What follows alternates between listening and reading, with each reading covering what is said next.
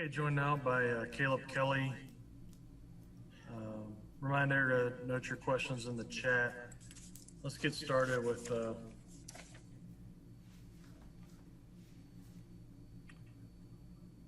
Austin Curtright. Yeah, Caleb, heading into your sixth year now, what's it been like just seeing this defense sort of improve over the last few years? From when you were younger to now being this veteran, and how are you sort of trying to use your presence to help transition the defense into a different phase now?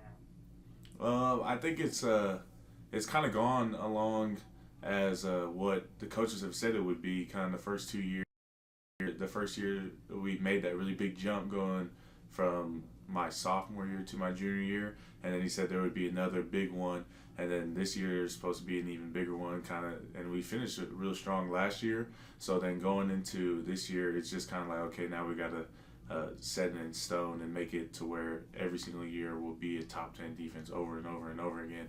And so that's kind of the goal, I think.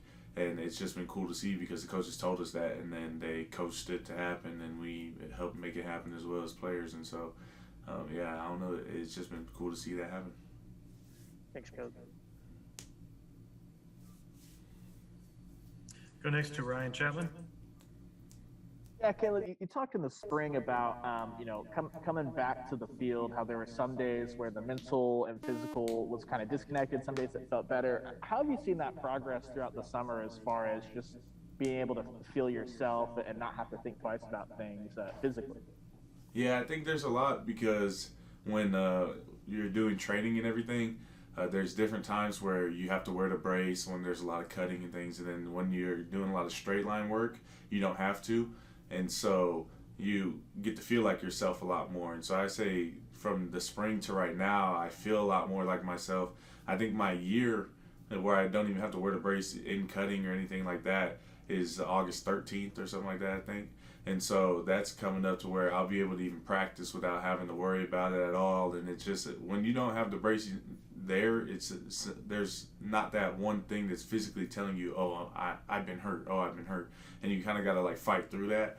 And so there's kind of like, okay, I'm thinking about that anyways. I'm trying to think about the plays. I'm trying to think about my job and making plays, and so it helps out a lot. And so I'm excited for that in the summer. But I have had a lot of opportunity to do that in this summer workouts, just because there have been times where I haven't even had to wear it, and so I'm definitely confident in it and excited about it. And I always give everything up to God anyway, so I'm usually not a person to be so fearful. That's probably what might have led to it last year. I just go. I don't like to hold back, and so I'm excited for sure. I think it'll work out. Go next to Bob Prisbilla. Caleb, we talked about the depth that you guys have in that room. What does that say about what Coach Odom has been able to do since he's come back to Norman? I think it speaks for itself. First year with Kenneth, I mean, his first year coaching us, he gets a first rounder right off the bat. So, I mean, that helps with recruiting and everything for sure. But I feel like the mental aspect and how hard Coach Odom works. I mean, like, I see him up here always. He's always trying to be the first coach up here. It's always a race between a bunch of the coaches. He wants to be the first coach. He wants to be one of the last ones to leave. He only gets like 4 hours of sleep during camp, which can help him get a little more cranky towards the end, But, but I mean, we got to deal with it.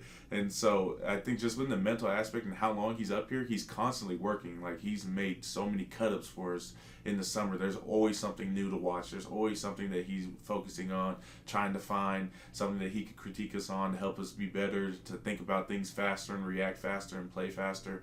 And so it really is a testament to him because he's done everything he said he was going to do. He wants to be the top linebacker coach, and we want to be the top linebackers in the country, linebacker unit in the country. And so I think it's been working out. I mean, you see the numbers guys have been putting up and how we can rotate and we'll still produce and do all those things, kind of like how they do in the pros a lot of the time. They rotate a lot, and those guys are expected to go in and make the same plays as starters.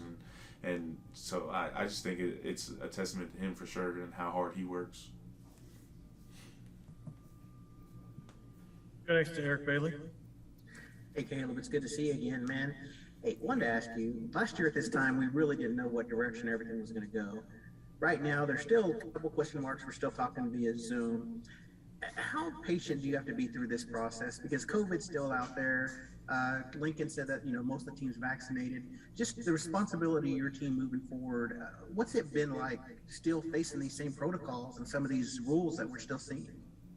I think you just know that we've gone through probably the worst of it so far, and so everything with us getting over 90% vaccinated or whatever they just told us, and having all those things, it helps us just be more comfortable with it, and then it helps with contact tracing in the games. Like, there's specific rules. If you are vaccinated, you can't be contact traced, and there's like all these things. And so having 90% of the people, it kind of just takes that weight off of our shoulders, and it's kind of like, okay, we can deal with whatever we have to deal with, whether it's to wear your mask in certain situations or not. But there's a lot of time where even in the summer we didn't have to, and so it's just been, I don't know, it's been a lot easier than last year. It wasn't so much freak out. I know we're doing Zoom, but it's like we can't you guys get vaccinated or not, and so it's like all the places we can control. I think it just has helped it out a lot and put a lot of the stress out of it to where we can focus on football more than, oh, I gotta wear this mask, oh, I gotta do this, oh, I can't hang out with the guys. And so I think it's just built our camaraderie a lot more, and I just don't think it's as big as a deal in our space, and maybe in the whole world and in the country for sure, but in our space we can kind of control it a lot better. One more quick question. Something I asked Alex a little while ago. Kenneth Murray was the face of the defense a few years ago. And, you always see the quarterback on the offensive side being the face of the offense. Who would you say is the face of this year's defense? Honestly, that's a hard question. It's because there are so many returners coming back that, I mean, you see Nick Benito be posted a lot, Isaiah Thomas posted a lot, and those are guys who, Pat Fields is a returning captain. And then in the linebacker room, everything runs through all of us. And so, I mean, there's a lot of names that you could say. To have one face is really hard just because there's so much production going all the way around. And that's kind of like a more of a media thing than it is like in ours. So we have our leaders in every position group, but kind of saying like, oh, the face of the defense, that's more of a media thing, to be honest. And so I can't really say that in confidence, one person, Thanks for your time, Caleb. Appreciate it. All right, let's go to Joey Homer. Yeah, Caleb, I've been asking everyone this, but you're probably the best person to ask. How much different does it feel just in terms of the quality depth that you guys have across the board defensively compared to, 2, 3, 4 years ago? Yeah, I think like how I answered with the linebacker coach, Coach Odom, I think it's just kind of a testament to the coaches because they expect like guys don't want to go to the NFL, and so when they're in recruiting, when they're in those things, they ask guys like, do you want to go to the NFL? If you don't, then don't waste our time because we want guys to go to the NFL. And so I think with that being the expectation, it pushes all of us. And so then I've had it to where there have been two guys that play every single snap in years where like Kenneth and Buzzy and Jordan Evans playing every single snap of every single game, and now it's like we got guys who can rotate. And so learning that has been really weird too, going from one to the other, because you have that expectation, I'm going to get 1,000 snaps, it'll be easy to get my stats, and then it's like, okay, now I got to rotate, so I got to make the most of my reps now. And so it is a big difference in the learning curve of it, but I think overall it's just a testament to the coaches, like in their recruiting and everything that they stand for and everything they expect out of us. We either can live up to it or get out of here, and that's pretty much the message. And so it's paid off for sure. Go to John Hoover. Hey, Caleb, you've been around a while. One of the older players, so you've seen a lot of guys come through. Alex Grinch got a question earlier about some of the young guys on this team, and you may be able to more fully answer this in a month or so after you've been in practice with them. But I'm just wondering, early kind of, I guess, early rendition of what some of those guys bring to the table, who some of those guys are that jump out in this 2021 class and what they bring.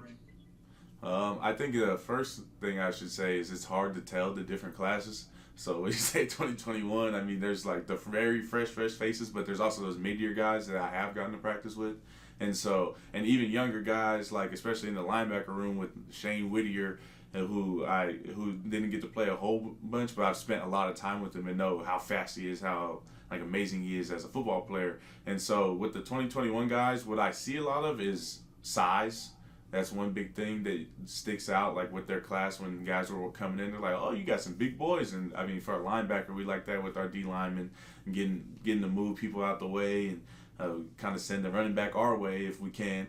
But I think just the size has been a big thing. Speed, just with speedy and everything, like it means a lot to them. Like I've even heard coaches asking like, "What's your 40?" Like overheard them over the phone. Like they want those fast guys, and so I think size and speed are two of the biggest things. And it's kind of a generic answer, but I feel like that's one thing that they put so much emphasis on. That when guys walk in, you could tell, okay, they're gonna have to learn the defense and they're gonna have to go through that. But when they are playing fast and playing free, then they make plays. There were freshmen last year who were getting like 4 or 5 picks in the spring and in the summer camp last year. I mean, just that speed and that athletic size can help a lot, and that's what I really see a lot of out of those younger guys.